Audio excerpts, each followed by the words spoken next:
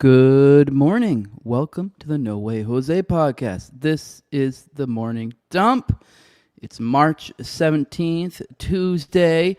I am your host, Jose Galison, and this is the kitty of the day, Delilah, our pregnant lady. She's going to be having babies very soon. This little mama, not so little. So we'll be having some babies here soon, so we're all excited about that. And she's getting quite big. Still got probably about another week and a half to go. Got to set up the mama suite. Now, if you like seeing my hot takes Mondays through Fridays, that's the goal. We don't always make it around 11 a.m. Eastern. That's also the goal. Spring break screwed things up a little bit this time around today. It's more of a noon dump today, but little early afternoon dump, depending on what time zone you're in. Now, if you just like seeing the kitty of the day, then be sure to hit that subscribe button and hit that bell for notifications, and we'll see you in the show. Beautiful thing, right now.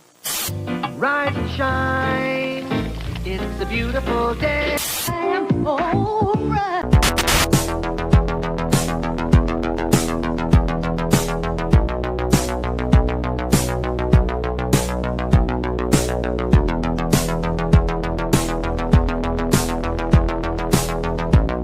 About a third of the building has been blown away. This is the bridge to the white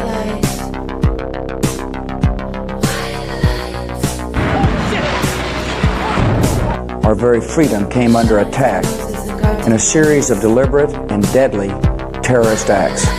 And at that point, we were taken for another round of questioning, this time related to our allegedly being members of Mossad.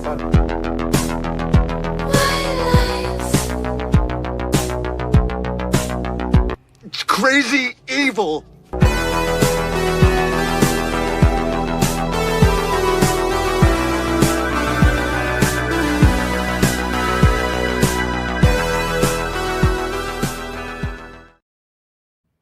Good morning. Even though it's not really morning, it's morning in California. It's morning on the West Coast. So hey, it's sort of. And hey, this is an American-based show, so we're counting it. And I got international viewers as well, so we're all over the place. It's whatever time we want it to be. It's 5 o'clock somewhere. It's 11 o'clock somewhere. But today, over here where I'm at, it's actually 2. But hey, we're a little late. Sorry about that. Sorry I wasn't there yesterday.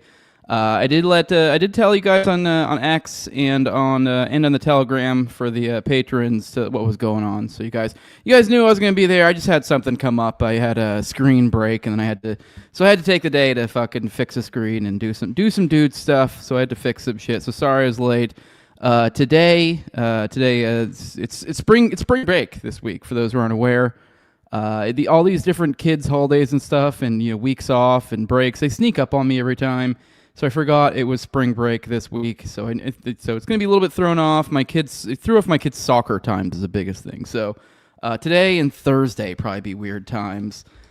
Should be relatively normal time I normally show up. I say 11, I end up being late around like noonish. So that'll probably be what it'll be for Wednesday, Friday. Thursday might be significantly late again. So just warning, guys. It is what it is. Sorry. Try to be somewhat consistent. Hope you guys are having a productive morning or day or whatever at this point. I've had a pretty good one. Got to go to my kid's soccer practice, and I kind of kicked around, balled while she did that. Did a little running, got a little stretching, a little running, little ball time in. So it was a good time. I was pretty productive. I got some other stuff done around the house. Hopefully you guys have gotten a lot done. If not, we're gonna get into learning some stuff. We're gonna do some stuff. I'm gonna try to keep this on a little bit of shorter side. I'll try. The famous last words, and we end up doing like a 3-hour stream or something. But I think we'll be successful with it today. But we still have a decent amount of stuff to go through with you guys today. Once again, it's just going to be another day where the foreign policy roundup isn't a thing. It becomes a main segment. So we really only have 3 segments today. We're going to be going through. We'll start off as we do with something a little bit goofy. I have a couple icebreaker stories for you. A little bit more gen pop, fun, funny. Although I don't know, this was a little bit dark today, to be honest. Although while being kind of darkly humorous, I guess. I don't even know if I'd say humorous. Darkly ironic, perhaps, better way to put it. And then, as I said, our first segment of the day is going to be foreign policy, world at war. Probably been the longer side of things since I did miss a day. Missed a dump yesterday, so a little bit of catching up to do. And there's a lot going on war-wise. And then we'll get into Treasonous Traitors, or Heroes, the last segment of the day. I'm talking a lot about, it's going to be kind of a mix of Trump had a little bit of a mini crash out recently, and then also kind of combining that with Tucker Carlson and the Joe Kent news that has kind of recently bubbled up. Kind of worked out that I started late today because the Joe Kent stuff just happened. So pretty fucking breaking news. And I even have even so far as to where we've already got responses from Trump and some other people. So good stuff, good stuff. And as always, I do remind you guys with this show, with the dump, this is if you're just showing up, you're not quite sure what the show is. It's a stream, hang out, chat, kind of talk with you guys. We go through different segments. It's kind of an info dump, though, so kind of the format here is I save a bunch of stuff, and this is kind of almost like we're parsing through information together. So there's a lot of stuff I've only had a cursory look at, and we're going to take a little bit of a deeper dive in together, kind of work our way through it. So it's an info dump show, so don't get too mad at me if it's not perfectly presented or perfectly produced. That's the whole purpose of the show. It's a dump. We're parsing through all this stuff together. Sometimes we get some duds. It is what it is. Sometimes there's some corn in your dump. But yeah, and as always, I do timestamp this stuff, so just so you guys know, so you can, sorry, I put that backwards. I want to let you guys know I do pop in the chat. I try to keep that towards the end of every segment, and then I also put timestamps on it. That way, if you're someone who listens back or whatever, say on audio, and you don't really want to hear the banter with the chat because it's a little bit weird if you're listening on audio and you're not there live, you can just skip right past it. And also just to remind you guys, I do chat with you guys. I do try to give everybody an obligatory good morning, say good morning to everybody. And then after that, it's going to be something like that. You got to catch my interest. You got to catch my interest. You got to catch my wallet. You can super chat. So if you do really want to get through the noise, then you can drop a couple dollars. And I do want to remind you guys, I've heard some complaints about the ads. You can always, if you drop a super chat and say no ads, I will not put any ads in the next episode. So if you want to help out the rest of the class and get rid of ads for the next day, then just give a holler. That's only for YouTube, by the way. So, or you can just go over to Rumble where they don't have the ads there. So you have all the options. All right, guys, let's get into the first story today. Let's get into some Gen Pop stuff. Like I said, this isn't really particularly funny. If anything, it's actually kind of fucked up, this first story. But it's one of those classic pranks. I'm pretty sure probably almost everybody in this chat, I'm assuming has probably done this at some point in your life. You went and TP'd a house. You want to go and throw toilet paper at somebody's house. I don't actually know what I think about it. I don't know if I've ever done it. I've definitely egged houses. I don't know if I've ever TP'd a house. Now that I'm saying it, but I've definitely known of people. I've known lots of people who've done it. I've done, whatever schoolhouse hijinks, whether it's TPing, egging, whatever, these sorts of things, which obviously I wouldn't recommend. You shouldn't go, deface other people's property, but kids will be kids. Apparently one of these pranks went really, really wrong. Although I don't know, let's watch this together. I'll say on its face, if I'm being skeptical and conspiratorial, this sounds a little bit unbelievable. Apparently a high school prank turned deadly after police say 5 teens went to a teacher's home to throw toilet paper as trees. When he came outside, he tripped into the road and was run over as the students fled. So I don't know. I guess it could be believable to me. Obviously, if I'm being conspiratorial, I'd be like, what did they kill him? They run him over. They come over there to murder the teacher, and just ha ha ha, oopsies. But no, let's watch this. Let's get a little bit more information. Sad, but I don't know. If you're gonna be goofing, you gotta have your guard up, guys. Well, actually, he wasn't goofing. Actually, now that I think about it, it was the goofy, the one who was being goofed upon that ended up biting the dust here. So. I don't really know what recommendation to give here.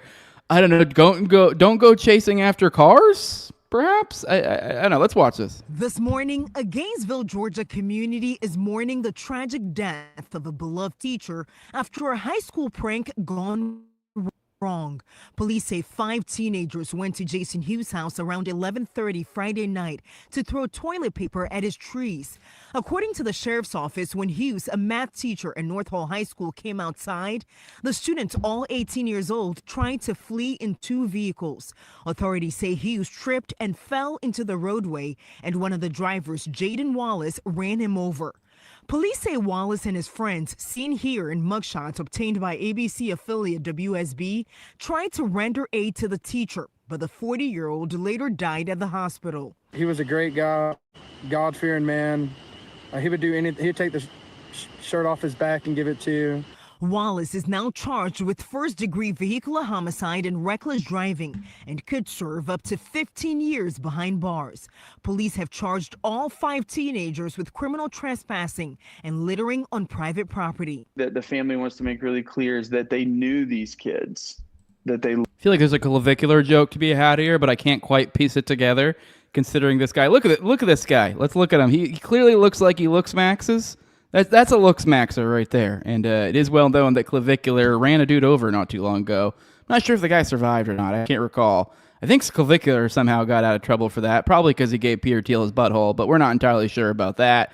By the way, some sort of joke there. I guess I'm just throwing it out there. Maybe there's somebody more crafty than me can put those elements together, but there's definitely a joke there. All right, let's keep going. All 5 teenagers with criminal trespassing and littering on private property. That the family wants to make really clear is that they knew these kids, that they loved them, and these kids loved the Hugheses.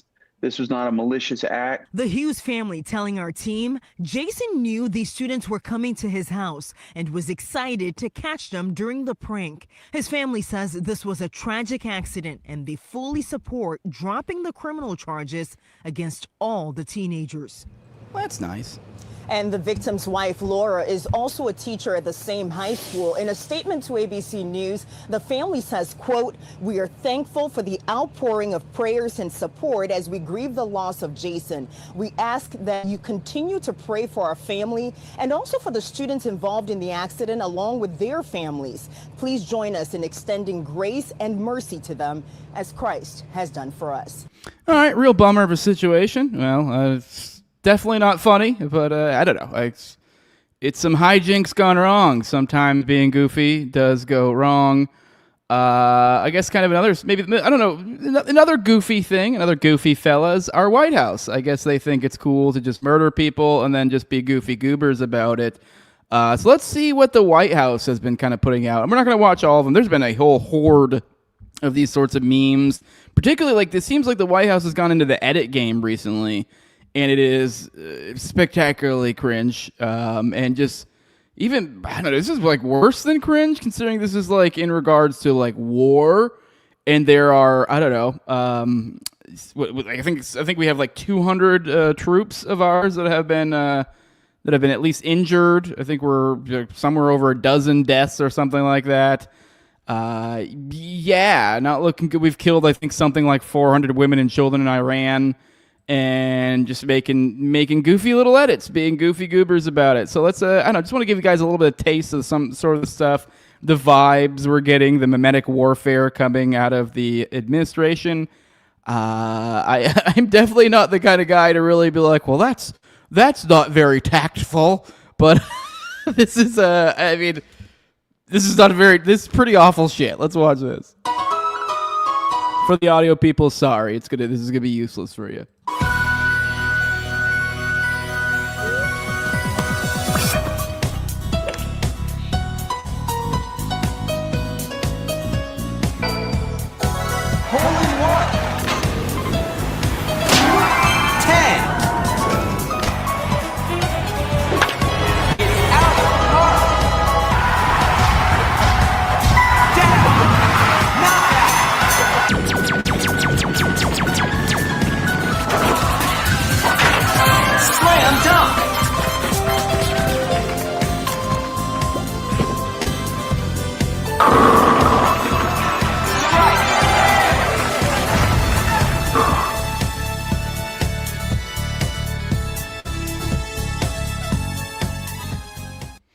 Yeah, pretty gross stuff. That's funsies, war.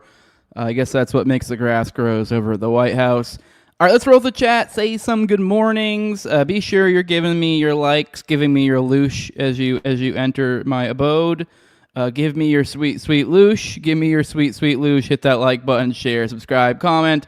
Give me that super loosh over at patreon.com/nowayjose2020. Give me your energy. Good morning, Daz. Good morning, Fire Pixie. Good morning, John Black. Good morning. Good morning, Rock Biz Semelet. Good morning, good morning. Good morning, Mulgera. Good morning.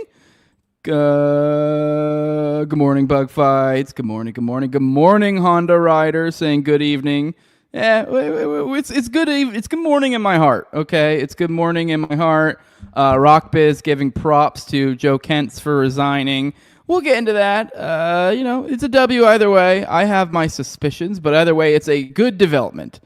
Alien Big Cat bemoaning me being late. Shake my head. Yes, sorry. What it is. What it is. I'm late. Whatever. Like I said, spring break. Kiddo has soccer. Soccer in the morning during spring break practice. So sorry. It is what it is. What else we got? Bug Fights. He was a TP guy. He was a TP'd some property. Said we got caught by a teacher rolling his house and he chased us. Well, you should have ran him over, I guess. It looks like you would have been able to get off. John Black saying that edit is gay. Yes, I also think it's gay. It's awful. It's awful. Alien Big Cat saying there's a Stargate in Iran. Stargate's one of those shows that I never watch, but every now and then I love to just go on weird little lore dives. I don't know, just random a little aside there. All right, I'm not trying to get too rambly. Like I said, I'm trying to keep this concise today, and concise is not what we do too much over this show. It's a dump. We're kind of meandering through stuff. We're goofing around. We're doing our homework, but we're being kind of procrastinating about it, kind of wheeling around, kind of needling at the information a little bit here and there, having some fun with our buddies.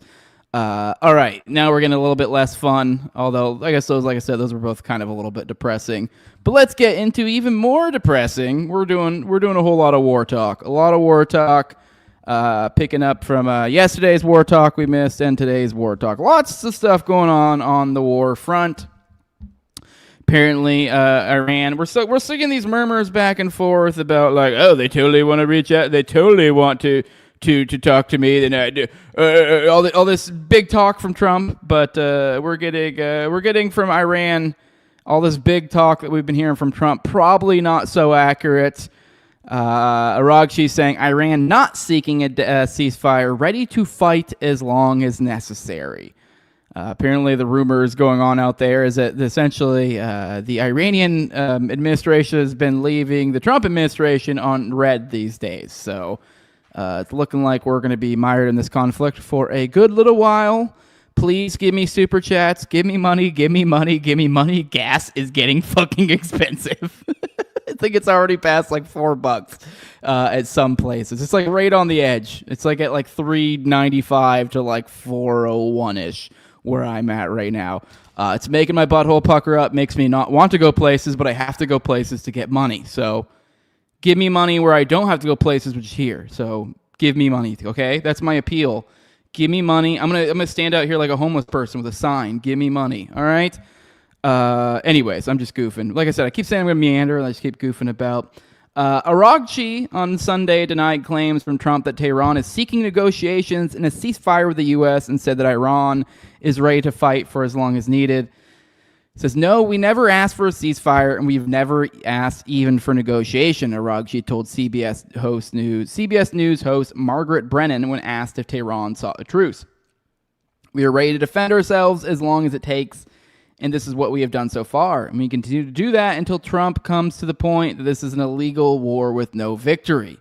He added that people being killed only because Trump wants to have fun, which we're going to cover that. He made some statements about how this is fun stuff, and he might just go murder people for fun. I'm not even kidding. We'll get into that in a few stories from now. Apparent reference to Trump saying the U.S. military was having fun sinking Iranian warships and suggesting he may launch more strikes on Iran's Karg Island in the Persian Gulf for fun. Brennan asked Aragchi about a potential nuclear deal between the U.S. and Iran, and Aragchi said nothing was currently on the table. Everything depends on the future. If at any time in the future we decide to enter negotiations with the U.S. or other interlocutors, we may decide what to put on the table. For the time being, nothing is on the table, he said. Iran's message in the face of the U.S.-Israeli bombing campaign, which has killed more than 1,200 Iranian civilians, has been one of defiance. Aragchi and other senior Iranian officials attended a Quds Day march in Tehran on Friday. Yeah, we talked about that the other day where, ironically, at the same time, Hegseth was saying, oh, they're hiding like rats. And like the same fucking day, they're just proudly walking about in parades through the streets. I think even like during that parade, there was even like a strike nearby, and then they all just kind of stood in Rah! And just like kind of triumphantly yelled at it. So say what you want about the Iranians, but they don't seem like it. They don't seem like pussies. I will say that. They've got some pretty goddamn big balls. It is pretty. I would not be doing that as Aragji. I'm astounded Aragji's still dead, or not still dead, still alive. You know what I mean there. So. All right, continuing on with our foreign policy. Little follow-up. Apparently, I don't think we've talked about this in the show. Apparently, David Sachs recently on a podcast mentioned that he was deeply concerned that if things get worsened over there, that Israel could end up employing the nuclear option, which most people may not realize why that's so incredibly significant. But that guy is a member of the Trump administration. So he is literally the first, I believe it's the first member of any presidential administration that has said, that has admitted that they have nukes. And then, this gets even it's even weirder because now we've gone even further with this. So this story I'm about to read to you guys right now. Trump says Israel would never use nuclear weapons. So now it's already come back to him. So we have David Sachs who made these comments. Trump said on Monday that Israel would never use a nuclear weapon when asked about comments from David Sachs, the White House's AI and crypto czar, who recently suggested that Israel might consider the nuclear option if the war with Iran continues to escalate. Which, like I said, that's a huge deal because it's the first administration official ever, acknowledging the existence of it, like ever, that I know of. I mean, that's what it even says in this article by Dave DeCamp. So that's kind of been a sticking point for a long time. I know I think Marjorie Taylor Greene said something like this a while back, and that was a huge deal. I think she might even have been some sort of first of some sort. Either way, that was a huge kind of like, step across the Rubicon or wherever the fuck the expression is there. This is even more so, and now we're even going even further with it. Now where we have Trump, it seems like kind of implicitly is in a sort of kind of, because he doesn't deny that they have him. He's like, well, we don't even know anything about it. But here's what Sachs said. He said Israel could get seriously destroyed, and then you have to worry about Israel escalating the war by contemplating using a nuclear weapon, which would truly be catastrophic. Which obviously implies they have nuclear weapons. And now we've gone to where Trump is saying, well, Israel would never use nuclear weapons. So I guess technically that's not an admission that they have it, but it kind of is. It's kind of. So it's just wild. We got Trump. This is where we're at now. But we're going to take Trump's word. They would never use nuclear weapons. So I guess that's good enough for us. It's too far to use nuclear weapons, but we'll murder for fun. So Trump says he may bomb Iran's Karg Island again for fun. So Trump said on Saturday the U.S. may bomb Iran Karg Island again for fun and urge other countries to help the U.S. open the Strait of Hormuz. The president made the comments a day after the U.S. military struck the Persian Gulf island, which, by the way, a lot happened over the weekend. So a lot of this is stuff that happened over the weekend. We attacked this Karg Island, and he made this big deal about how, like, I think he only attacked military targets and was like, I was being gracious and not attacking any of the infrastructure, the oil infrastructure, which I'm glad he didn't. But at the same time, a lot of people have pointed out rightly that this means we're at the point where the Iranians are controlling the escalation ladder. So, which is for like a war perspective, especially as an establishment lackey, that's a no bueno. You are losing if you were allowing the enemy to control your escalation ladder, which they are. And let's be real, him not attacking the oil infrastructure is because he doesn't want to continue to upset the balance of the oil markets. Anyways, here's what he said. We totally demolished Karg Island, but we may hit it in a few more times just for fun, Trump said. We've totally decimated it, except, as you know, I didn't do anything having to do with the energy lines, because having to rebuild that would take years. So he's a nice guy. On social media, he issued a contradictory message claiming that other countries are sending ships to help open the Strait of Hormuz while also asking them to do so as its administration scrambles to deal with rising oil and gas prices. He also claimed Iran's military capability has been 100% destroyed, but acknowledges it still has the ability to attack ships in the strait. Which we'll cover more about the supposed other countries assisting us. It's kind of what I'm about to read right here. The way he worded it is kind of conflicting, because it makes it sound like, oh, we're going to do this, and we are doing it, and we have these people. But then in the second half, you're like, oh, could you come help, please? So anyways, many countries, is what Trump said on Truth Social, especially those who are affected by Iran's attempted closure of the Hormuz Strait, will be sending warships in conjunction with the United States of America to keep the strait open and safe. We have already destroyed 100% of Iran's military capability, but it's easy for them to send a drone or two, drop a mine, or deliver a close-range missile somewhere along or in this waterway, no matter how badly defeated they are. So see how they send the first bit? They will be sending warships. Now listen intently as we go on. Hopefully China, France, Japan, South Korea, the UK, and others that are affected by this artificial constraint will send ships to the area so that the Hormuz Strait will no longer be a threat by a nation that has been totally decapitated.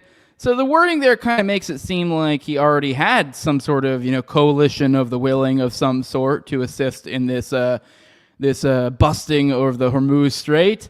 But then the second half, it's like, hopefully these countries are going to come. We're going to follow up on that. There's a reason why I named this first segment "World at War" with a question mark there, because obviously to some degree it's widening, but anyways, not trying to get ahead of myself.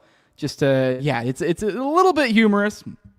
A few hours later, the president made a similar post. The United States of America has beaten and completely decimated Iran, both militarily, economically, and in every other way. But the countries of the world that receive oil from the Hormuz Strait must take care of that passage, and we will help a lot. For its part, Iran has said the strait is closed unless ships have permission from Tehran. Iranian Foreign Minister Abbas Araghchi said the strait is open to everyone except American ships and those of its allies, and 2 Indian flagships safely passed through the waterway on Sunday. So, I know, interesting. We'll see how this shakes out. Are we going to lose a bunch of allies through all this? Perhaps. But maybe we'll get this Trump back. The Trump that was talking in his Air Force One gaggle just 2 days ago. Sounding like he's getting a little bit of that anti-interventionist spirit back a little bit here. Apparently he's saying, you could make the case that maybe we shouldn't even be there at all. So, yes, you could, Trump. Let's listen to this. Their energy, and they should come and they should help us protect it. You could make the case that maybe we shouldn't even be there at all because we don't need it. We have a lot of oil. We're the #1 producer anywhere in the world times 2. By double, at least double. Now I think it's much higher than that. But we do it. It's almost like we do it for habit. But we also do it for some very good allies that we have in the Middle East. You mean a good ally that we have in the Middle East? So another one of these, it was basically for Israel. It was for Israel, which couldn't be more relevant. Back to the Hormuz stuff I was telling you about. Where that question mark in World at War in this first segment comes from. Not our war. U.S. allies declined Trump's request to send ships to open Strait of Hormuz. Several U.S. allied nations have already publicly declined President Trump's request for them to send warships in the Middle East to help open the Strait of Hormuz, which is now being tightly controlled by the Iranian military. What does Donald Trump expect a handful or 2 handfuls of European frigates to do in the Strait of Hormuz that the powerful U.S. Navy cannot do? German Defense Minister Boris Pistorius told reporters on Monday, "This is not our war. We have not started it." Japan, which is heavily reliant on oil transported through the Strait of Hormuz, also said it has no current plans to deploy warships to the region. What is most important is to put our efforts, including our diplomatic efforts, into calming the situation, said Japanese Defense Minister Shinjiro Koizumi. It's a fun name. Japanese always do have the fun names, don't they? Watch, these guys will probably be going through Strait in no time just because making these sorts of decisions, and as we get less diplomatically connected with them. Maybe we'll see. In a post on Truth Social over the weekend, Trump said that Japan, China, France, the UK, and others, South Korea, and others affected by the closure should send ships to the region. He acknowledged on Monday that some countries aren't enthusiastic about it while claiming that some are supportive of the idea. Some are very enthusiastic about it. Where are they, Trump? I haven't seen them yet. And some aren't. Some are countries that we've helped for many, many years. We've protected them from horrible outside sources, and they weren't that enthusiastic, and the level of enthusiasm matters to me, the president said. Keir Starmer said on Monday the UK was in talks with allies on opening the Strait of Hormuz and suggested the possibility of using mine-hunting drones already deployed in the region, although he stressed that London would not be drawn into a wider war. So maybe this is who the people are talking about enthusiastic, the British ones that are like, oh, well maybe we could give you some mine drones? So that's great. Starmer also rejected the idea that NATO would ever launch a mission to open the Straits of Hormuz. Greece, another NATO member, also ruled out participating in military operations to open the waterway. But maybe we should not be so hard on Trump on this, because who could have called any of this? I mean, all of the experts, and no one could have ever called that any of this ever would have who would have thought that Iran could have been such a threat, caused such issues to the world market? Who would have thought, right? Who would have thought? Obviously, I'm being a little bit silly here, but man, we have an insane clip to show you right now. Here is, what is his name? Peter Doocy? I know Doocy. I forget his first name. He was one of the guys who's kind of really good about owning the libs. I got to say, the little bit I see clips coming out every now and then, he's doing pretty good at doing the same thing to MAGA now. So props to him, whatever he's about. I don't know enough about him. I always saw him as a little bit of kind of like I don't know, maybe a bit of a team player, but while doing it with style. But nope, looks like he's got a little bit of a spine, because he's asked some pretty embarrassing questions in a way that he's asked a few questions as of late in a way that I don't even really know how you could answer without being embarrassing, and Trump delivers every time. Here is one such example. Peter Doocy slaying the old dragon. Here you go. Thank you. You were talking about Iran a couple times today and what they did after Epic Fury began. You said they hit Qatar, Saudi Arabia, UAE, Bahrain, Kuwait. Nobody expected that. We were shocked. Are you surprised that nobody briefed you ahead of time that might be their retaliation? Nobody, no. The greatest experts, nobody thought they were going to hit. They were, I wouldn't say friendly countries. They were neutral. They lived with them for years. Peter, they were going to take over the Middle East. They were going to knock out Israel with their nuclear weapon. But after we knocked out the nuclear weapon they didn't have. Their nuclear potential, But they had nuclear potential, so they could maybe get a nuclear weapon. Okay. Potential weapon. They started building missiles, thousands. See how it scales back? They were going to hit them with a nuclear weapon, but they didn't have a nuclear weapon, so they were going to have nuclear potential, but they didn't have that, so they were working on building up their missiles. See, all right, let's keep going.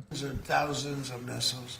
And they were going to do it with missiles while they developed. These are sick people. How dare they build up the missile defense system when they're bordered? Are they bordered to Israel? Either if they're bordered, they're in the region of Israel. Who would have thought you should beef up your missile defenses when you live near Israel? What evil fucks. Well, they developed nuclear. Somehow they were going to start at a different site, because that site was, you saw the site, the mountain. They were going to go into a certain area, which we know exactly where it is, and they were going to do that. And it's incredible what we've done. I tell you, the job we've done. If I didn't tell me. All right, wild stuff being said out loud. I think it's hilarious this got community noted. Although I don't think it's fair to community note here, because that's not cool. Because this person who shared this isn't making this claim. If anything, they're teasing Trump. And I'm pretty sure you actually get demonetized when you get community noted. So bummer. But either way, it's funny. They community noted it with Why Iran Will Escalate by Nate Swanson, a longtime Iran policy advisor and analyst. Was published in Foreign Affairs on February 24th, 2026, 4 days before the conflict began, and warned that U.S. strikes on Iran could trigger escalation and retaliation. And then even then, this person, Shayan Sardarizadeh, man, that's a name, a senior journalist at BBC Verify, they commented here, So Iran's former supreme leader, Ayatollah Ali Khamenei, who was killed in the first day of conflict, said in February, the Americans should know that if they start a war, this time it will be a regional war. I mean, this is stuff that I've been saying for like probably maybe like a decade or so that I've been saying. So that was before I was really as hardcore into this shit. It's pretty low tier normie shit that like, oh yeah, Iran is a threat in the region. And you know, it's funny that this is the administration that like to, you know, popularize the term FAFO. Well, I mean, I guess we FAFO'd a little bit here, huh? Not even we. I guess, you know, the powers that be. And doesn't look like this is slowing down anytime soon. Preparing to war to last into April. Israel believes Iranian government will remain. So Israel is preparing for the war with Iran to drag into April.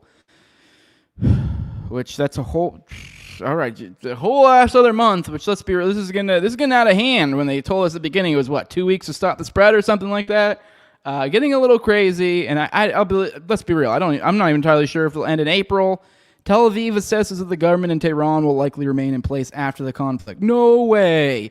Israeli officials told Ynet that preparations were underway in Tel Aviv for the war against Iran to last another month. Tehran, it says, is prepared to fight Israel and the U.S. for months. Tel Aviv is also taking a new approach to the war as it expects Islamic Republic to survive the conflict. Israeli officials explained that Tel Aviv was going to continue to encourage an uprising in Iran. We continue to strike regime targets mainly in Tehran. We are entering the decisive phase. We are aiming to bring the people out into the streets. It's not only us. The Americans are also working toward that. Not everything can be controlled, but everything possible is being done to make it succeed. The regime must be weakened as much as possible, including the Basij. We are striking them and killing them in the thousands. Israeli official told the outlet that Tel Aviv was skeptical that an uprising would take down the Islamic Republic, although Washington was more optimistic. So, yeah, there's no end game here. It's just we're just fucking shit up, and maybe at best we'll walk away and say, oh, we weakened their military capacity. So... And meanwhile, we've killed 4. Once again, this old we. I hate this we here because I do not like to be associated with an entity that kills 400 women and children. I don't know about you guys. Lots of MAGA people out there seem to have no problem with it, although that number seems to be steadily dwindling. So up to 400 women and children. Iran's health ministry said on Sunday that U.S.-Israeli strikes in the country have killed at least 223 women and 202 children since the U.S. and Israel launched the war on February 28th. The ministry said the toll includes 3 pregnant women and 12 children under the age of 5. The majority of the children were killed in the opening hours of the war when a U.S. strike hit an elementary school in Manab, southern Iran, killing more than 100 students. The numbers from Iran's health ministry align with figures from the human rights activist news agency, a U.S.-based, U.S.-funded rights group that's highly critical of the Iranian government. The group said on Sunday that since the war started, 1,330 civilians have been killed in strikes, including 206 children. So, yeah, lots of murder. And we got names on I think we talked about this on Friday, I think. The tanker that went down, the KC-135R, I believe. I believe it was an R. Well, they didn't say R. I don't remember which model it is. Maybe I got ahead of myself there. There's other models, but usually there's the R's. I guess I'm rambling about what kind of specific model is, and you guys don't even know what the fuck I'm talking about. But yeah, they've identified the names, so I figured we'd read them. I think I'd also want to go into this for a couple reasons, kind of update, because I sort of left it in an incorrect position and spot, because when we covered on Friday, I think they were like, 4 dead, and so I was like, the way it read was like, it almost sounded like they were saying 2 survived or something, which I was like, oh shit, I don't know how the fuck that happened. Get a big jet like that crashes. I don't even think they usually keep parachutes on those suckers. So anyways, usually everyone dies in those sorts of accidents. Apparently they did. They all died. I guess the reason they were only saying 4 at the time is because they only had been able to confirm 4. So there's always the off chance. I don't know, some motherfucker learned to fly. I don't know. But no, all 6 are dead, and they've identified the names. And then, I don't know, just kind of maybe it's a little bit, once again, there's another one of these weird, surreal moments for me, too. So I guess I also want to take a moment. I have a little bit to say about this, too, because this is kind of being portrayed by many as like, oh, well, this is just like an aircraft accident. This could fucking happen anywhere.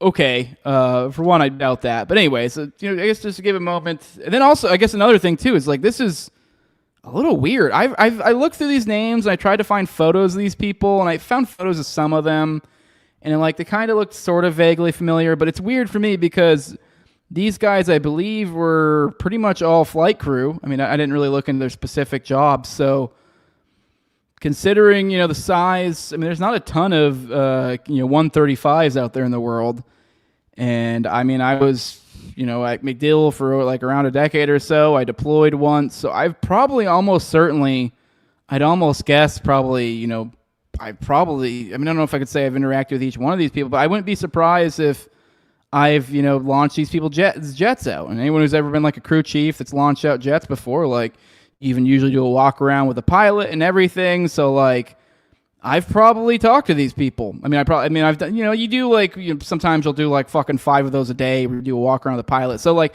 I wouldn't remember these people, but these are people that it's just weird. It's just weird.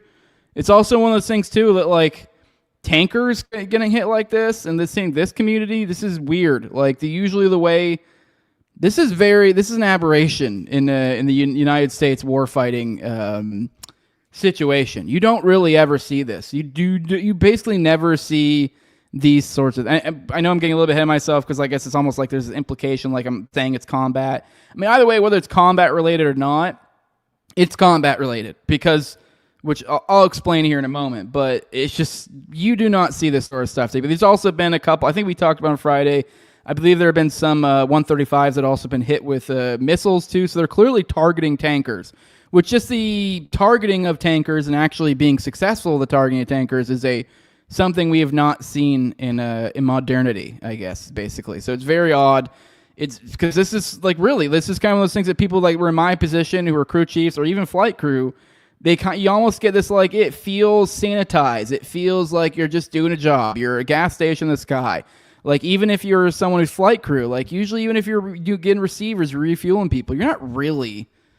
I mean, you're sort of part of the fight, but you're not really part of the fight. And even then, like, because of what tankers do, because they don't have to be as close to the action, so they get to be further away. Usually, like where they have them, not, I guess, stationed. I guess even when deployed is usually typically further away from the action because you don't want your tankers to get hit. There's no real reason to have them be near danger. I mean, you're like some of your like combat, stuff like makes sense. They have to be near the danger, but you just need your refuelers just outside the danger, so that way you can pop over there and get a refuel. That's about it.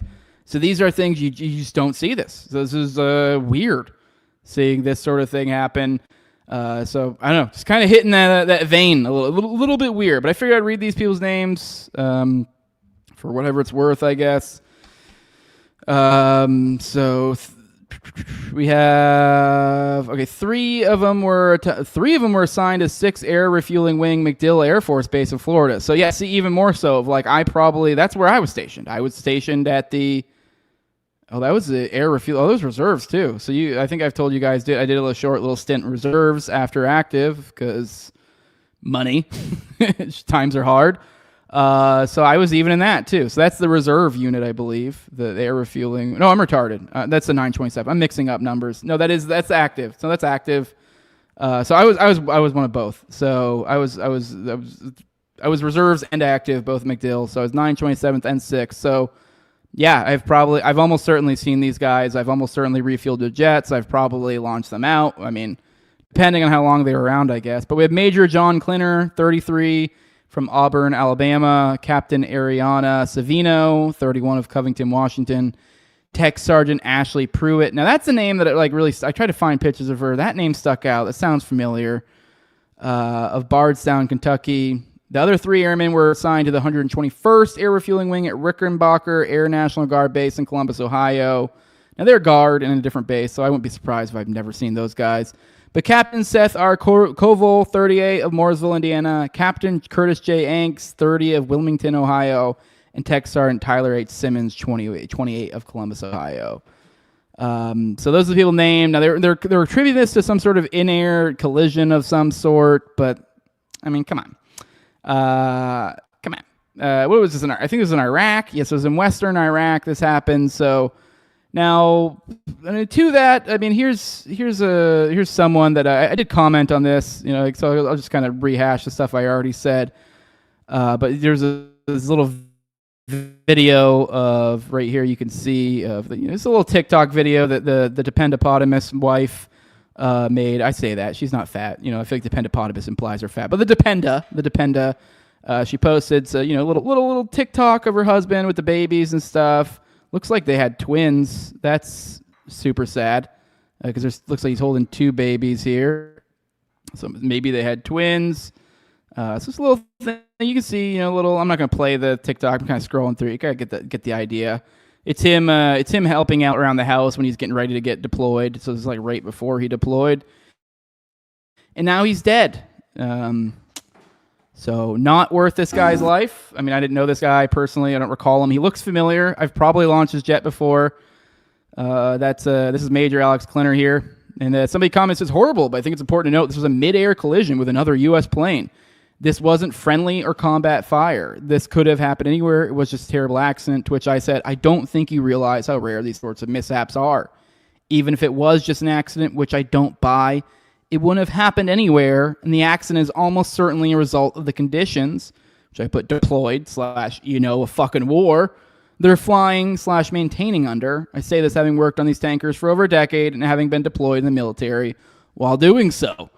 And yeah, which even anyone's ever deployed in the military, or if you've ever done your job home station, in your job deployed, they're different. Even if it was just your standard war on terror, kind of, play by numbers type shit, like not even like this big Iran thing we're doing right now, like any of the numerous skirmishes we've been doing for the past couple decades, even still, the tempo is different when you're deployed. So like, you are far more likely to have incidents, accidents, maintenance mishaps, whatever.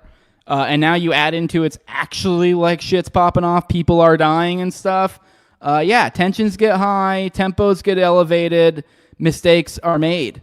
So that's even assuming that there was no actual attack or anything like that. Even still, despite all of that, this is, in my opinion, directly a result of the war. Like you can't separate these things. So this blood is on President Trump's hands. So despite that, he still he wants to pull away. Despite killing our fucking military members is not enough. He also wants our rights. Apparently, they're going after the press now for negative coverage of the Iran war. Recent days, senior Trump administration officials have increased their criticism and complaints about negative coverage of the U.S.-Israeli war against Iran, with Trump even suggesting certain media outlets could face charges for treason. Trump made the comments in a long post on Truth Social put out on Sunday night, where he claimed that Iran has been feeding false information to the fake news media and said fake AI videos were being circulated. The president said there was a fake video that showed the aircraft carrier USS Abraham Lincoln on fire. The story was knowingly fake, and in a certain way, you can say those media outlets that generate it should be brought up on charges for treason for the dissemination of false information, Trump wrote. While a fake video of Abraham Lincoln was circulated on social media, there's no indication that it was picked up by any major media outlets. The only media outlet President Trump named in his post was the Wall Street Journal. I actually remember bookmarking that. We never ended up covering that. Which he accused of false reporting over a report of 5 U.S. Air Force refueling tankers being damaged by an Iranian missile strike in Saudi Arabia. Which, even that's not really false reporting, I don't think. However, Trump has also acknowledged that one tanker was damaged and the other 4 were back in service, which doesn't refute the Journal report since it said the aircraft were not fully destroyed and were being repaired. So it doesn't even really refute what they're saying. It says the 5 U.S. refueling airplanes were supposedly struck down and badly damaged, according to the Wall Street Journal's false reporting, and others are all in service with the exception of one, which will soon be flying the skies. I would really, really, really love to know what in service means in this situation. I'd be astounded if this was a greened up jet. Essentially meaning there's no X's in the forms, which would mean it's in a flyable condition. I'd be astounded if any of these jets that took missiles, maybe not any of them, but like if it was only just one of them was out of commission. I mean, I think maybe he might be defining that to mean that they are capable of being put back into commission or something. That's what I would mean, but I have no idea. I mean, we don't really have any details on what sort of damage they took, if any. So the president also pointed comments from Brendan Carr, the head of the FCC, who was threatening to revoke the licenses of news broadcasters for their coverage of the war in Iran.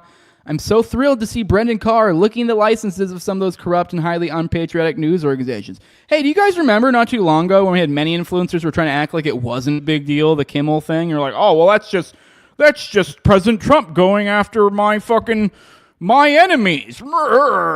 Okay, you fucking retard. Which, don't get me wrong, fuck Kimmel too. But this is why it's important to, I don't know, actually have things you stand for and believe, as opposed to just go after my enemies, because things get squirrely real quick. Hegseth also complained that media outlets haven't been patriotic enough in their coverage. He says, we will keep pushing, keep advancing, no quarter, no mercy for our enemies, Hegseth said at a press conference on Friday. Yet some of this crew and the press just can't stop. Allow me to make a few suggestions. People look up at the TV and they see banners, they see headlines. I used to be in that business, and I know that everything is written intentionally. The U.S. war chief continued, for example, a banner or a headline, Mideast war intensifies, splashing on the screen the last couple days alongside visuals of civilian or energy targets that Iran has hit, because that's what they do. What should the banner read instead? How about Iran increasingly desperate? Because they are. They know it, and so do you. If it can be admitted. Hegseth described a headline that said the war is widening as fake despite the conflict spreading across the region. He suggested a real headline for an actually patriotic press and could say, Iran shrinking, going underground. Those senior Iranian officials attended a public Quds Day march in Tehran that same day. Hegseth also accused CNN of disseminating fake news for reporting the Trump administration underestimated the Iran war's impact on the Strait of Hormuz, and said that he was looking forward to the network being taken over by David Ellison, who, along with his father, Larry Ellison, recently acquired CBS News. Larry Ellison is known as a Trump donor and also a major supporter of Israel, having donated millions to the Israeli military. And while we have all this stuff going on, we have the U.S. telling its citizens to leave Iraq as drone and missile attacks on U.S. assets continue across the country. So we got them ordering evacuations there. So sketchy. We got Cuba suffering blackouts. Trump saying something will happen quickly. He had some wild words to say about Cuba recently. Looks like they might take this opportunity to make a move on Cuba, which would not recommend. But listen to this. This is another one of these astounding. Holy shit! They're saying this. He just be saying shit. Let's see this. Let's see what Trump said recently about Cuba and the prospects of fucking around over there. I do believe I'll be having the honor of taking Cuba. That'd be good. That's a big honor. Taking Cuba. Taking Cuba in some form, yeah. Taking Cuba. I mean, whether I free it, take it. I think I could do anything I want with it. You want to know the truth?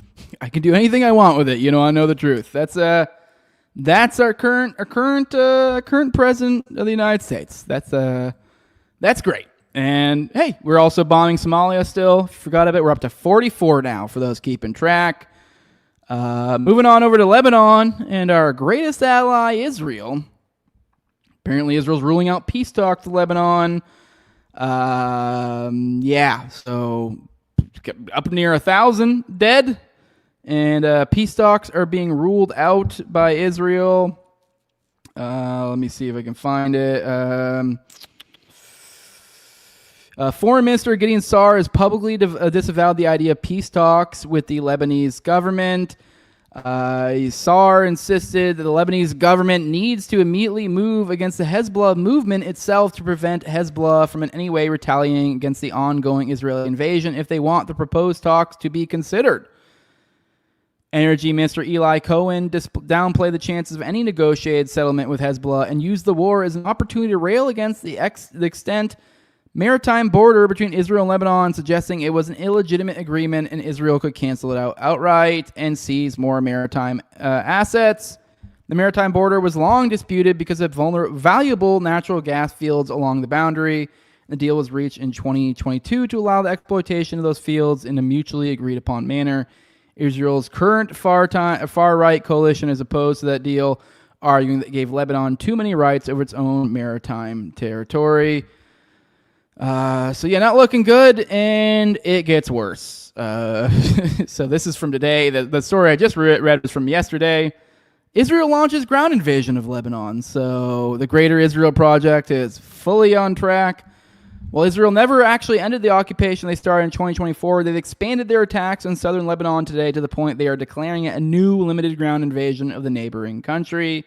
Airstrikes and ground clashes were reported around the city of Qiyam, and Israeli ground troops have reportedly been expelling civilians from more areas in the new theater of operations. The IDF has a standing evacuation order for the entire south of Lebanon, south of Litani River, which encompasses multiple cities and hundreds of thousands of residents. Qiyam is located on top of a hill overlooking Upper Galilee in southern Lebanon. It was a major hub for Israeli occupation in the past. Defense Minister Israel Katz suggested the military operation was aimed at Lebanon's Shiite minority, declaring the Shiites displaced south of Litani River as well as those displaced in Beirut would not be allowed to return to their homes until he is confident the safety of people in northern Israel is assured. Well, you should ask the Gazans how long that'll be until they feel confident the safety of people of Israel are until they feel confident that people in Israel are safe. You should ask the Gazans. I feel like it's going to be a little while. Former IDF chief and opposition MP Benny Gantz endorsed Katz's position, albeit without sectarian limitations. Gantz argued that all of Lebanon should be forcibly evacuated until there is an alternative option. So, great. Since the Israeli war in Lebanon began 2 weeks ago, at least 886 people have been killed, including 111 children. 38 of the slain were also health workers. Number of wounded is at 2,141. Over 1 million people are believed to have been displaced so far, although exact figures are difficult to reckon. In the West Bank, they murdered a family. Yeah, they murdered a family. Israeli troops killed a Palestinian couple and 2 children in the West Bank village of Tamun as violence against Palestinians in Israeli-occupied territory continues to surge. IDF soldiers opened fire on the family's car overnight, killing Ali Khaled Bani Odeh, Wad Othman Bani Odeh, and their 2 young children, Othman 7, who had special needs and was blind, and Muhammad 5. 2 other children were injured but survived the attack. One of the survivors, 11-year-old Khaled, said an Israeli soldier removed him from the vehicle and beat him after his family was killed. He said, "We killed some dogs. Removed me from the vehicle and beat me," the boy said, according to Haaretz. After that, they took me to a Jeep and searched me. They asked me, "Who was with you in the car?" When I said my mother, father, and brothers, he started yelling at me, calling me liar, liar, the boy added. Haaretz reported that local residents said an IDF Special Forces unit entered the village, driving a car with Palestinian plates, followed by backup from nearby checkpoints. They said the family was returning from shopping when they were stopped by the IDF and shot. So, just to rehash that, so that was IDF in a car with Palestinian plates. So they were effectively undercover, and they essentially opened fire on these guys. So, and the locals are denying these the claims of the officials. So the Army's version of the father accelerated is completely absurd. A father with a mother and 4 children, who would accelerate? Especially since it was a covert unit in a Palestinian-plated car. This is cold-blooded murder. Magdi Bani Odeh, a relative of the family, told Haaretz. So yeah, family dead over in the West Bank, and we got some kids dead over in Gaza. They killed 12, including 2 children and a woman pregnant with twins. So yep, just more deaths in Gaza, more deaths in the West Bank, and the cycle of murder goes on and on and on. All right, let's roll through the chat. And then we'll get into our last segment of the day. We'll go through Treasonous Traitors or Heroes. Let's roll through the chat. Say some more good mornings. Underwriter says, yeah, we were up almost exactly 50% on gas prices since the bomb started. Yup. Good morning, William Miller. I don't think I said good morning to you already. But yes, it's gone up quite a bit. I just got a new car recently, and I think when I first filled it up, I filled it up for just short of $30. It was $54 to fill it up the other day. Now, to be fair, I was less than 10 away from E. I was really riding it close, so probably not exacular. So, William Miller with a joke. They were charged with clavicular manslaughter. All right. Good morning, Nemo. Good morning. John Black says it feels like a rerun. I watched Anti-War already. Well, yeah, so it is what it is. I want to make sure I pass it on to for those of you who don't. You guys should all be watching Anti-War Radio, though. It's on YouTube and read antiwar.com. Because Dave DeCamp has better sleeves, has more sleeves and better sideburns. So, yes, that's the difference. If you want to hear fucking shit with your foreign policy and with a beard and a bowl cut, then this is your place. If you want a more respectable journalist to give it to you with that wears clothes like a respectable adult and has 6 sideburns, that's the place to do it. So, good morning, John Blacks. No ad free / feed my Ninja Jeff. Watch Tower Gang for Bobo. All right, I'll try to remember not to throw in ads today. Did I even put on ads today? I think I might actually forgot to put ads on today, now that I think about it. So you may have accidentally got 2 ad-free. Give a big thanks to John Black. I'll try to remember not to put the ads on tomorrow. So big ups to that. Appreciate the support, John. Good morning, Gracefully Green, saying Iran was building a nuclear program in a skin lampshade manufacturing plant. Yes, they were also making soap over there too, I believe. Good morning, WC Cola. I'm here for the GAPE analysis. What the hell? Okay. Good morning, Reese. Says most, if not all, the deaths of service members in this war are on the rear with gear. So that's why I think it hits different when than grunts getting hit. Yeah, exactly. That it is weird. It just feels like this. It's sort of not really what they signed up for. Good morning, GitHub. Good morning.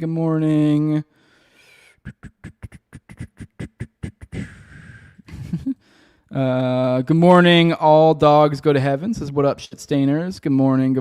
Good to see you here. Did I already say good morning to you, Tom? I think I did. By the way, good morning again. Good morning, JC. Good morning. All right, let's get into our final segment of the day, and then we'll get on out of here. Let's talk a little bit about Tucker Carlson and Joe Kent. But before we get into that, let's talk a little bit about a little mini crash out Trump had over the weekend. Getting a little wild. It reminds me of I know I've had my crash outs before. This reminds me. I think anyone's had a crash out before, they can recognize one. This is a crash out. I think this kind of fits into the segment. It was a weird crash out. If we're talking about traitors or whether these people are heroes, the Kents and the Tuckers, which many of you may not even know what they did recently, but whatever. Many of you probably have already seen the news. Then this is kind of the opposite of it. Who are the people that Trump is, elevating, and kind of what are the crazy things he's doing? What are these people responding to? Are they heroes responding to a tyrant in the Oval Office? Well, let's check in and see what Trump's been saying over on Truth Social. He had one of those long ass fucking tweets. Where you're like, well, what is going on here, dude? This is another thing. I mean, I think this is the first time. It's just weird. His tweeting game has just gotten. I know it's Truth Social, whatever. It's gotten weird. He used to be better. You keep it concise. You're funny. Now he just does these it's like I'm not reading all this type of things. Where you're like, dude, what is going on here? But anyways, here's Donald Trump. Mark Levin, a truly great American.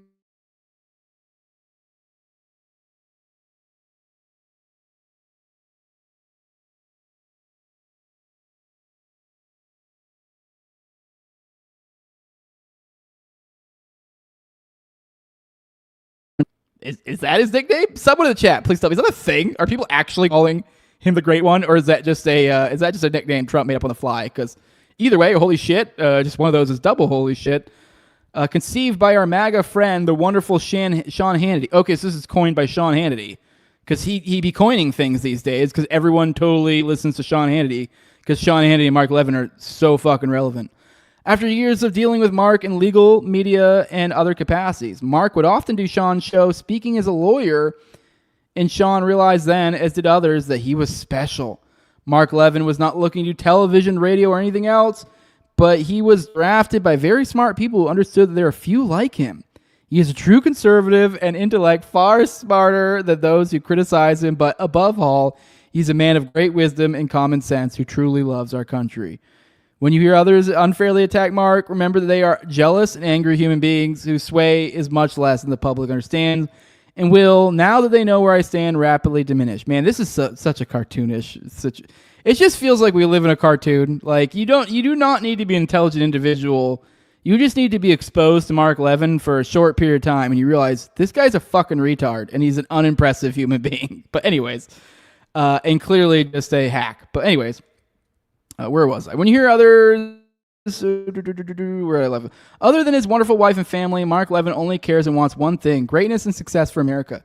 Those who speak ill of Mark will quickly fall by the wayside, as do the people whose ideas, policies, and footings are not sound. They are not MAGA. I am. And MAGA includes not allowing Iran, a sick, demented, and violent terrorist regime, to have a nuclear weapon to blow up the United States of America, the Middle East, and ultimately the rest of the world. MAGA is about stopping them cold, and that's exactly what we're doing. God bless our great military, which I've rebuilt since the beginning of our first term, and to achieve everlasting peace through strength, make America great again. Thank you for your attention to this matter. President Donald J. Trump. What is there even to say about this? This is him just throating the shit out of Mark Levin, who is just a objectively unimpressive human being. So, okay, so this is who he chooses to elevate. There's more. It goes on. There's more crashing out to be had. Let's check this one out. Here's the latest. Iran has long been a master of media manipulation and public relations. They are militarily ineffective and weak, but are really good at feeding the very appreciative fake news media false information. Now AI has become another disinformation weapon that Iran uses. Quite well, considering they are being annihilated by the day. They showed phony kamikaze boats shooting at various ships at sea, which looks wonderful, powerful, and vicious, but these boats don't exist. It's all false information to show how tough their already defeated military is. The 5 U.S. refueling planes that were supposedly struck down and badly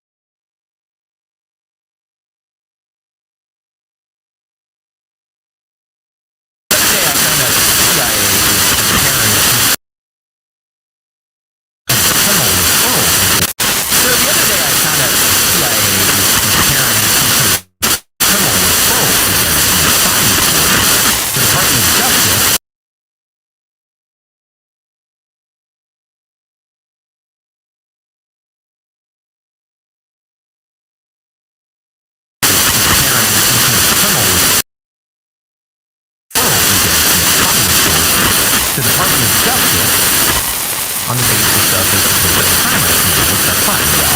Well, pass on criminal complaints to law enforcement.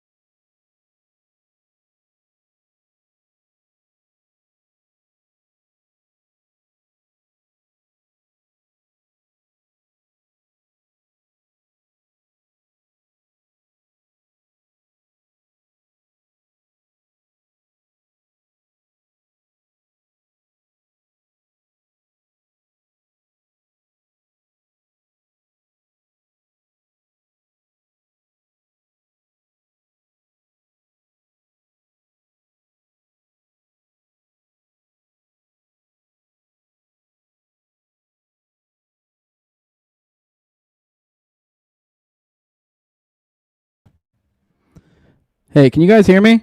Hey, I'm back. Can you guys hear me? Please tell me you can hear me. Please tell me you can hear me. Someone say they can hear me. Harsh noise wall. Industrial what? Can anyone hear me? Can anyone hear me? We hear you? Okay, what the fuck? That was super weird. Sorry. I don't think that was any way my fault. That's weird. Now the camera's coming in foggy, but whatever. All right, let's try and see if we can get the all right, let's see if we can get Tucker back. That was all right. That's so I've never had it glitch like that. That was a very fucking weird. Never had that one. When did I go out? Where did I go out at? Was it like? Can someone let me know roughly where I went? Was it? Let me see how far back I see you guys saying unmute. I didn't mute.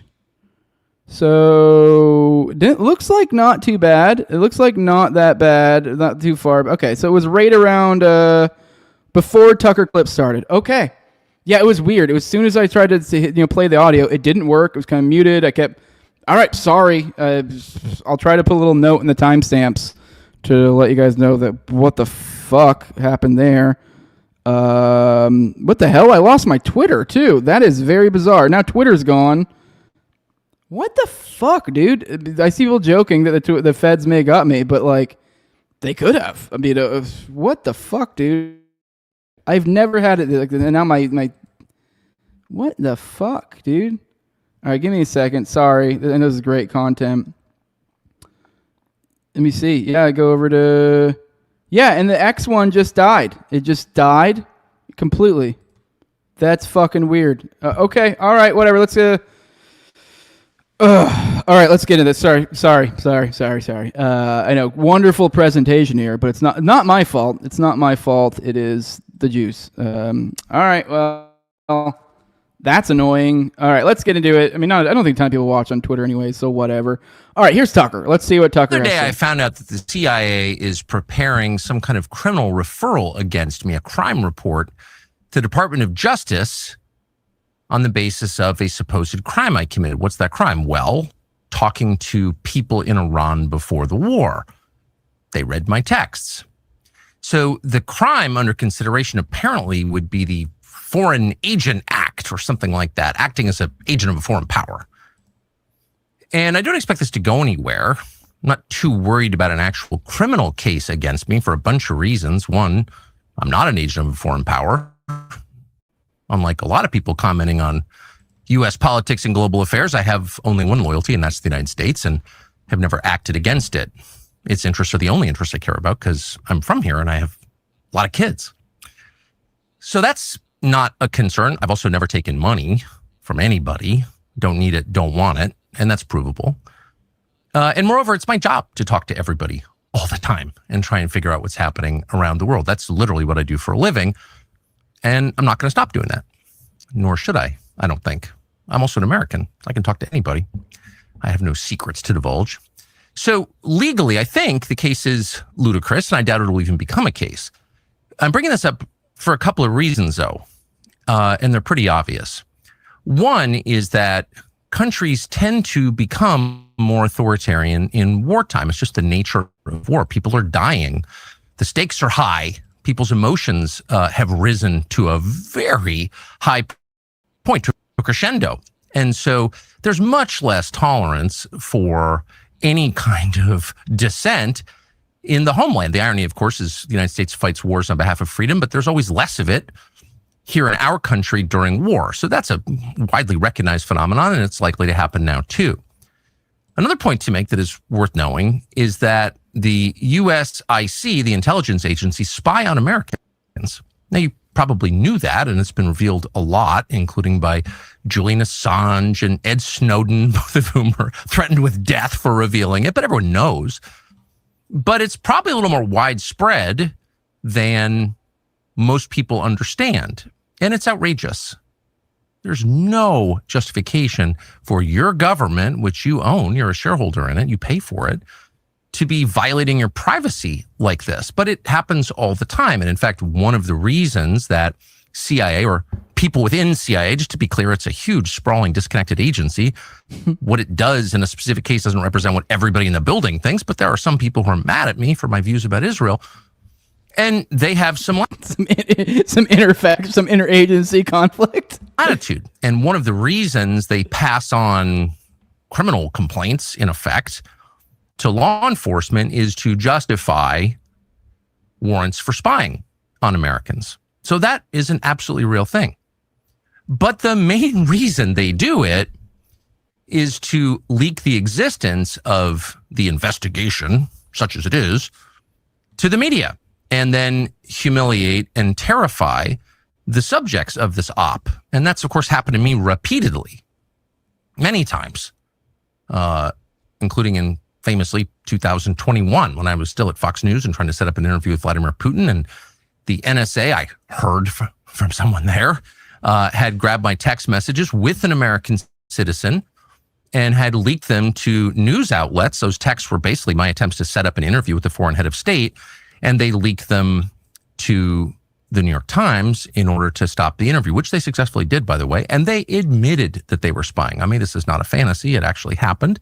They did it again 2 years later. My second attempt to get a Putin interview, I managed to get it anyway, and they've done it since. And so when you get a call from a reporter who knows the contents of your texts, it's pretty clear something's going on. None of this, in my judgment, as of... To be clear, I think he there was saying that previous times that this had been information came back to him. So I don't think he's given any receipts in the current one. I'm just curious. It doesn't mean he's lying. I mean, people do float out, like, sources say stuff. I just want to know. Right now is a huge threat to me, so I'm not making this video to complain about it or whine or ask you to send me money because I'm under attack. I'm saying it because it's true, and you should know what your own government is doing, and you should know what the stakes are. And you should know that a lot of what happens in this country that affects outcomes happens behind the scenes. Some of it is legal, some of it is not, including what I'm describing now. But it has an effect. And the intel agencies, again, not everyone in the intel agencies, because there are decent, hardworking Americans who work in the intel agencies are Americans, just like there are decent, hardworking Americans who work at the DMV. But There are also people with agendas and grudges and no sense of restraint who are happy to misuse the power they have granted them by our elaborate secrecy laws to hurt fellow Americans for ideological reasons. That is entirely real. That's the story of Russiagate. And it's likely that things like that will begin to happen at greater scale now. So you should just know that going forward. Thanks. Okay, so, all right, so listen to it, whatever. I mean, I don't really feel like we learned a whole lot from there, except for he made a claim that the CIA was looking at his shit, which, as I said before, completely open to that being the case. Wouldn't be the tiniest bit surprised whatsoever. Totally a thing the CIA would do. But either way, it's still this to me, it looks like a sources say story, essentially. There's no confirmation. It's just Tucker saying some shit. So, which Tucker said lots of shit that's been wrong in the past and stuff that's been right as well.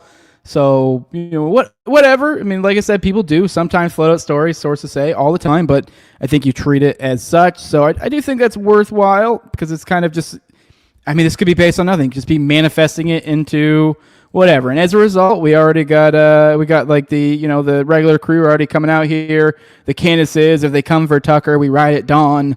Nothing else to say here. We're not doing the gulags 2.0 with these Bolshevik descendants. Then you got people like Dave Smith coming in here saying the CIA spying the country's most popular news broadcaster in an attempt to charge him with the crime of trying to prevent another disastrous war choice is a gigantic scandal and disgrace to a professed free society. The people who support this happening are traitors to the country and the most basic principles of liberty. They call all of us every name under the sun, but they are genuinely blood-soaked Nazis who support mass murder and tyranny. To which, once again, I'm saying we don't fucking know this. Like, it's kind of weird. So it almost feels like, I mean, I don't know. Like I said, completely believable. Just seems a little bit weird. Like a lot of people getting head over heels as if this is something we know. Once again, I didn't watch the full episode. If anyone in the chat did, and there's some sort of receipts dropped, I've been kind of keeping my eye out for them. Not enough to watch the whole interview because I don't care that much. But we already got people saying it's bullshit. Here's Mark Caputo, which, once again, I mean, not necessarily on any side of anybody here. This is a Trump reporter over Axios, which, keep in mind, Axios also runs stuff from people like Barack Ravid, the former Mossad agent. So definitely not in any way like deferring to them. It's just more kind of pointing out how this intel game can be played at times. So you got this unconfirmed thing come out from Trump that, oh, they're spying on me, or not from Trump, from Tucker, they're spying on me. And whether that's based in truth or not, no idea. And then we have, then we have the administration officials coming out, and now they supposedly have sources saying otherwise. So just kind of creating the narratives, creating whether those are true or not. These are how these stories swirl about. Mark Caputo said the online chatter about Tucker Carlson looked like quite a story. He was being spied on by the CIA, and knowing that, Trump treated him as a useful idiot by feeding him disinfo that fooled the Iranians about the looming February 28th attack. But top administration officials say it's bullshit. Says, specifically, I'm told there's no CIA investigation of Carlson. 2, in his meeting, the two politely disagreed, and Trump held to his position Iran was a threat and didn't mislead him. Said one source, Trump wasn't participating in an op. 3, an addendum for folks saying the CIA wouldn't investigate but would only refer to DOJ or that the NSA or other intel agency made the reference. I checked that as well. Same answer, no. That said, DOJ/FBI is getting lots of citizens' requests to investigate him in regards to FARA, the Foreign Agency Act or whatever, which, you know, it is, once everyone's right, it's completely rich that people are, pointing out, oh, he should be investigated as some sort of treasonous agent, considering that these are almost entirely Zionists. Then Mark says, since you're here, then he's showing another story. So anyways, so now we have official-ish, reports coming out, like, oh, I get reports from officials saying this is bullshit, it's not happening. So this is why I hazard, be careful, because this is how you can end up looking like an idiot. No, I don't know. Maybe it's true, maybe it's not. But at the same time, these people like Laura Loomer here, completely rich, saying that people like Tucker Carlson should go to prison. That, as Glenn Greenwald points out, the irony here is that Israel's most subversive foreign agents are trying to imprison American journalists for the crime of criticizing their sacred country is sickening enough. That they're doing this by accusing others of being covert foreign agents is a level of chutzpah previously unknown.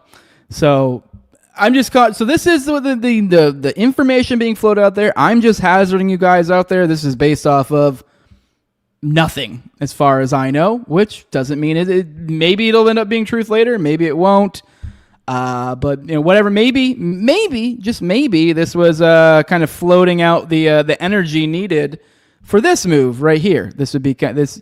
Perhaps maybe I'm getting a little conspiratorial. Either way, I find it interesting that within about 24 hours after this, we have Joe Kent. Joe Kent has resigned from his position of director of the National Counterterrorism Center. So another person who glows pretty bright. Let's be real. Making some big moves, looking like a hero, kind of what Tucker sort of just did with that move right there, which I once again want to say that could be based on nothing. There could be absolutely zero truth to that whatsoever. So just floating that out there. But at the same time, we have Joe Kent resigning. So I find it interesting. Keep in mind, these are guys that are kind of attached to the hip. They are known for being pretty close buddies. I mean, Tucker, bloviates about Joe any chance he gets. So here's Joe Kent. It says, after much reflection, I've decided to resign from my position as director of the National Counterterrorism Center, effective today. I cannot in good conscience support the ongoing war in Iran. Iran posed no imminent threat to our nation, and it is clear that we started this war due to pressure from Israel and its powerful American lobby. It's been an honor serving under POTUS and Tulsi Gabbard leading the professionals at NCTC. May God bless America. Now let's read his resignation letter, because that's what we do here at the dump.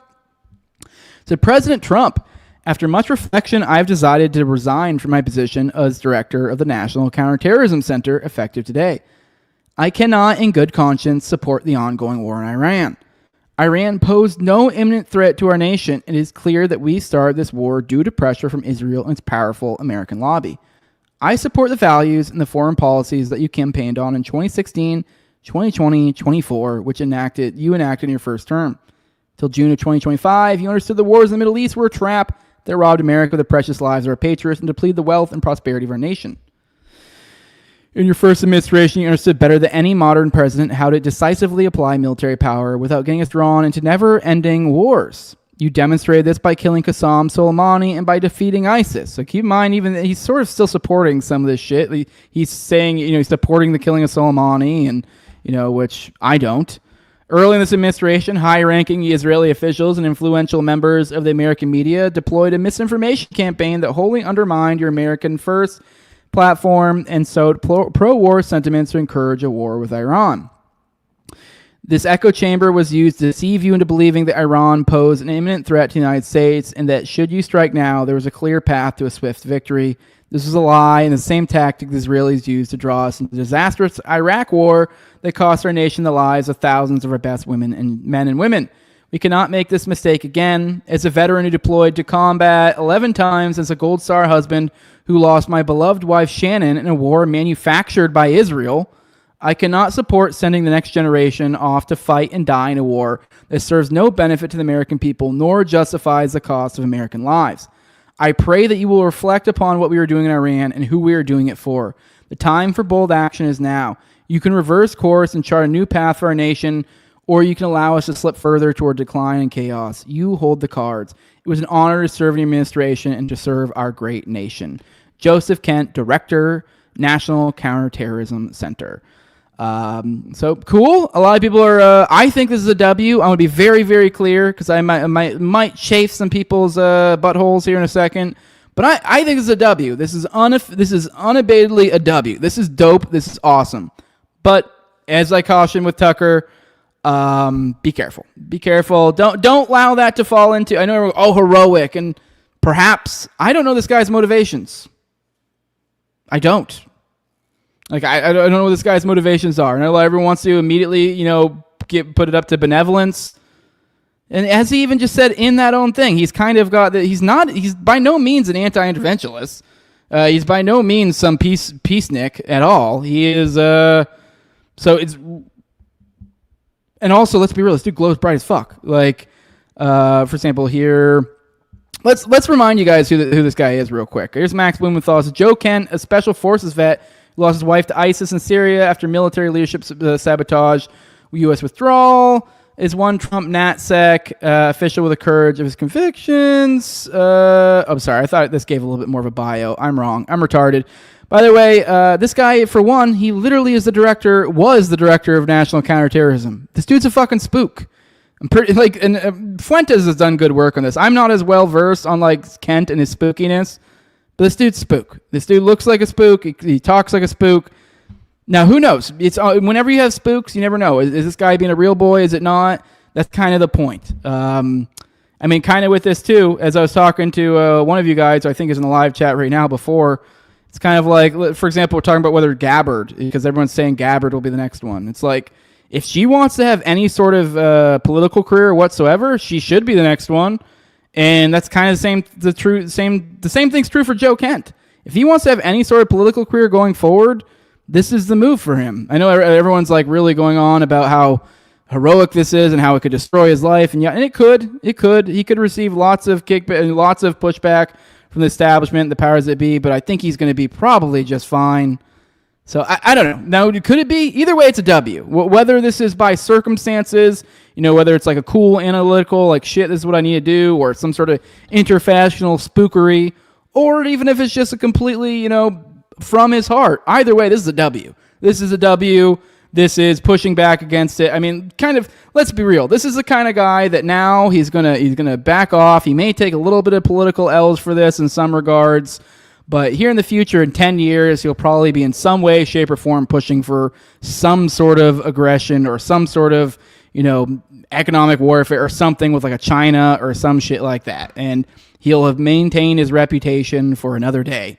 So I don't know. These things, there's levels to this shit. Like even with the people with Tucker, I'm very much, I want to believe he's a real boy. Don't get me wrong. He's lovable. He's very likable, but I'm also not retarded. And, yeah.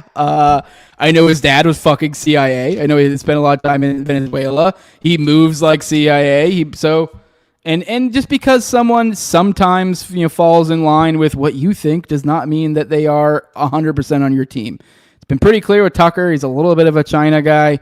So it kind of looks like, if you're looking at it from the CIA foreign policy perspective of we can't get bogged down in the Middle East, this is kind of in line. But regardless of all that, you look at the language in this fucking letter. This is some pretty crazy. This is a paradigm shifting stuff, just like with the David Sachs stuff, with the nuke stuff. Paradigms are being shifted, and that's important. And as a result of this sort of stuff, now we're essentially, the administration is being forced to respond. Let's see what Trump has to say about this. He was asked about it, so let's listen to him. Well, I read his statement, and I always thought he was a nice guy, but I always thought he was weak on security, very weak on security. I didn't know him well, but I thought he seemed like a pretty nice guy. But when I read his statement, I realized that it's a good thing that he's out, because he said that Iran was not a threat. Iran was a threat. Every country realized what a threat Iran was. The question is whether or not they wanted to do something about it. And many of the greatest military scholars are saying for years that presidents should have taken out Iran because they wanted a nuclear weapon. They were, if we didn't do the attack, or if I'll go a step further, if I didn't terminate the Iran nuclear deal given to us, one of the worst deals ever made by Barack Hussein Obama. Remember when they sent Boeing 757s over there, loaded with cash, hundreds of millions of dollars? You would have been very happy. This was a wonderful, they said hundreds of millions. People forget that. Does anybody remember? Right? You remember. Hundreds of millions of dollars in a Boeing 757. I think there are two of them loaded. They took the seats out and they put cash. And it was so much that there wasn't a bank in Virginia, Maryland, or D.C. that had any money left. They stripped them of all their money, put it into place, sent it to Iran, almost as ransom. That's not going to happen with Trump. And nobody... But I think he's talking about the Iran deal right here. And he's talking about, to be very... I don't know, whatever. This is retarded. This is a weird little side tangent. And I don't know how the fuck this has to do with Kent. But for those who aren't aware, from my understanding, those were funds that were stolen from Iran a long time ago. So this is a common talking point with the Iran deal. They're like, oh, why did we give them millions or billions or whatever the fuck it was? Yes, because that's money you stole from them whenever you shut off diplomatic relations in the past. You froze their funds. And so you just unfroze their funds whenever you made a deal. That's pretty fair. It's a pretty low request for a deal. Hey, can you give me the shit you stole from me? It seems to be a pretty low request when you're doing diplomacy. Nobody ever did anything about it. Nobody ever said anything. Can you imagine if I did that? So they've been a threat for a long time, but they've really been a threat. If I didn't terminate Obama's horrible deal that he made, the Iran nuclear deal, you would have had a nuclear war 4 years ago. This is just incomprehensible. So this is an issue because somehow we got out of the Obama deal. Somehow this is okay. Somehow this made it better that you got, but this doesn't even make sense because like literally here we are. I mean, whatever. This is retarded. The idea that like, oh, we had them in a deal where we were able to keep track of it. I mean, I guess the idea is that there's somehow, there's lackadaisicalness in the deal, which funny enough, that was kind of the big issue over and over again. This diplomacy that kept coming back to basically the Obama deal and being like, well, this isn't good enough. All right, let's keep going. No. You would have had nuclear holocaust, and you would have had it again if we didn't bomb the site. So when somebody is working with us that says they didn't think Iran was a threat, we don't want those people because, and there are some people, I guess I would say that, but they're not smart people or they're not savvy people. Iran was a tremendous threat. And virtually every NATO nation, and this is the thing, if they told me it wasn't a threat, and therefore they don't want to help, but when they say it was a threat, and it was a major threat, every one of them, I think every one of them, I don't know of one that said they're not a threat, but when they say it was a threat, but we're not going to help. Okay, that was pretty weak. And so, see, now he's forced in this position and having to answer this and look completely fucking retarded. And now we also have the what am I trying to say? The mudslinging occurring already, almost immediately after. Now we have the administration lines being leaked out. Here's Aisha Hasni. This is a anchor and White House correspondent over at Fox News. So this is some of the reports she's getting. She's a senior administration official, tells Fox Joe Kent was a known leaker and he was cut out of POTUS intelligence briefings months ago. And the White House told Tulsi Gabbard he should be fired for suspected leaks, but she never did. Also, he was not part of any Iran planning discussions or briefings at all. Which, who knows? Maybe that stuff is true. I think like all these people fucking leak. So there's known leaker shit. I think even Trump himself. I think Trump probably plenty of times goes and sits down as an unofficial, as a sources say type thing to all sorts of people. So, I mean, this is from my understanding when it comes to journalism, this is actually a pretty common thing. All sorts of people do it. There's leaks. Oh no, it leaks everywhere. That bitch is leaky as shit. But with that, guys, let's roll out of here. Let's roll through the chat one more time.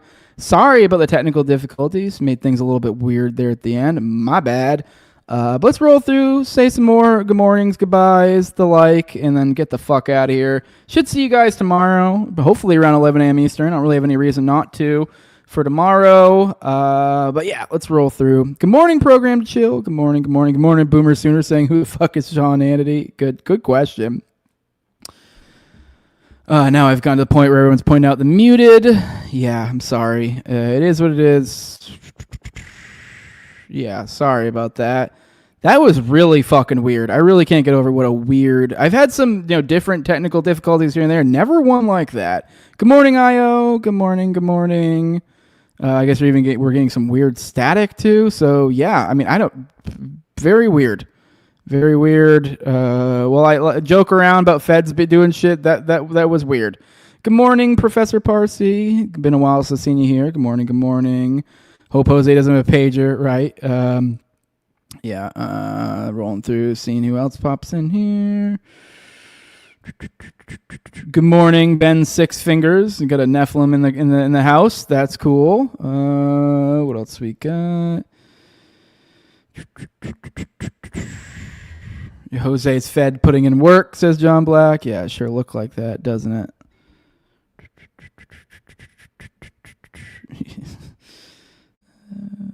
War is loosh farming, says Alien Big Cat. Yes, correct.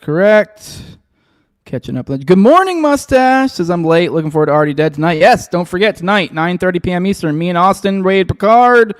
Most likely joined by our producer, Jacob, of the Rise to Liberty podcast. Let me see. Good morning, Black Eye. Good morning, good morning, good morning. That one chick, Chris. Good to see you guys. What else we got? Boomer says, I don't understand why Dave Smith glazes Tucker.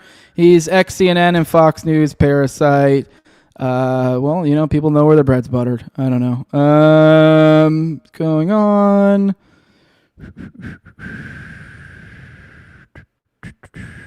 Good morning, Marty McFly. Good to see you here. Tom says, can you even have 2 nuclear holocausts? I don't know. We'll find out maybe soon.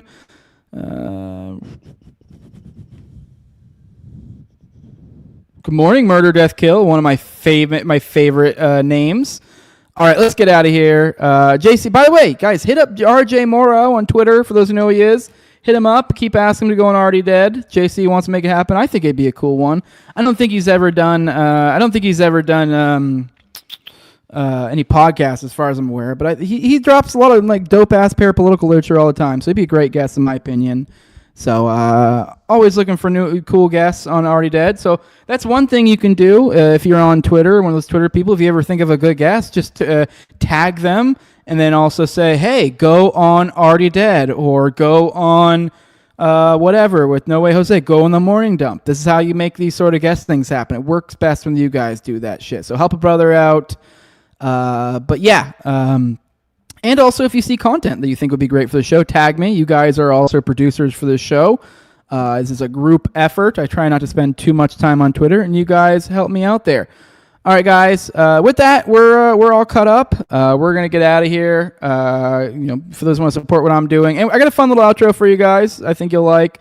But we're gonna get out of here. For those who want to support what I'm doing, leave a like, share, subscribe, comment, leave a 5-star review on iTunes or Spotify. You can find the show on YouTube, Rumble, all the major audio podcatchers, and Twitter as well.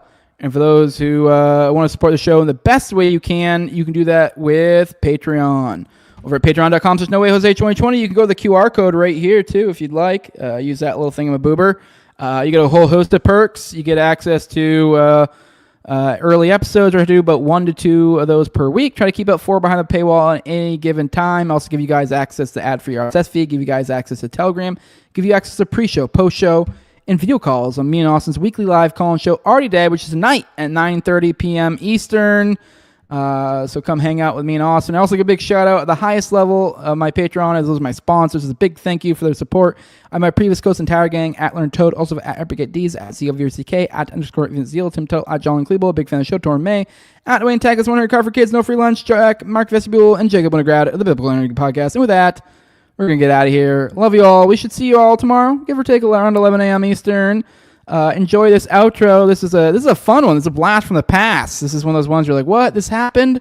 Apparently, Colin Farrell was once asked if he thought Tom Cruise was gay, and he gave a rather hilarious answer. So I want to share that with you guys. We'll see you on the next one. Pop in tonight, 9:30 p.m. Eastern. Call in. And if you're a patron, you can come hang out in the pre-show, post-show, and you can also come on in the second half of the show to talk, or you can call in at any point. You don't need any money to call in, but if you want to do the video calls, you gotta be a patron. But with that, guys, we'll get out of here. Love you all. Bye-bye. What about Tom Cruise, gay or straight? Straight. Why? I mean, it's gay there. Gay straight. Why? I just think he is. No one has a perfect gaydar, but I have a pretty good one, and I just think I've met gay guys who are more butch than him, but I definitely think he's straight. I've said that today a couple of times without any. You're the first person to ask me, which I'm not surprised by this whole interview that you would ask me that question, but yeah, no, definitely straight. What about Tom Cruise, gay or straight? Straight.